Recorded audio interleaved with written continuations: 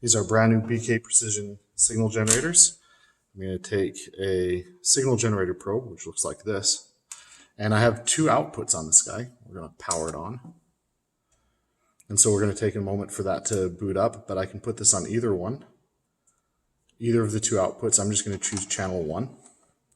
We probably aren't going to do more than just a single channel for things. So these just twist on. You can see they push, twist.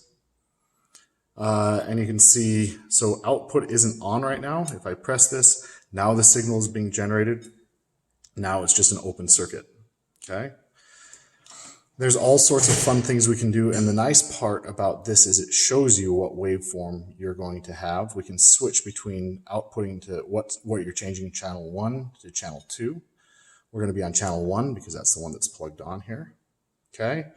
And then what we can do is we can change the frequency. There's two different ways. One is I can just grab this knob, and you can see the number here is changing. Okay. Or at this point, I can just dial in 200 and then tell it hertz. And now it's a 200 hertz sinusoid wave. So that's one thing. So that's frequency. We can change the amplitude. Once again, I can move it up and down like this, and this one's peak to peak. Or I can say 1 volt. Oops, that was my mistake. Let me switch that back. 1 volt peak to peak. And now I have a 1 volt peak to peak signal. And then I can output it out to my signal. I can also change the offset.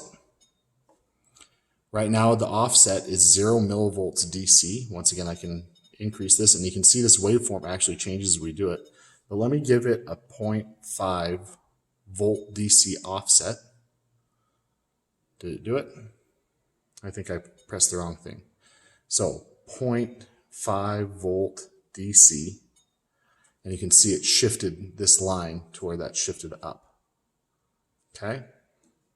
So that's all the functions you care about. You aren't going to care about phase. And there's maybe only one other thing that you care about on this, which is changing what kind of waveform it is. And typically, there's only two different waveforms that we have, a square wave and a sine wave. You can do a ramp, or you could do a pulse or a noise. This is arbitrary where you can read it from a USB stick, but almost always in our classes, we're going to do these two waveforms.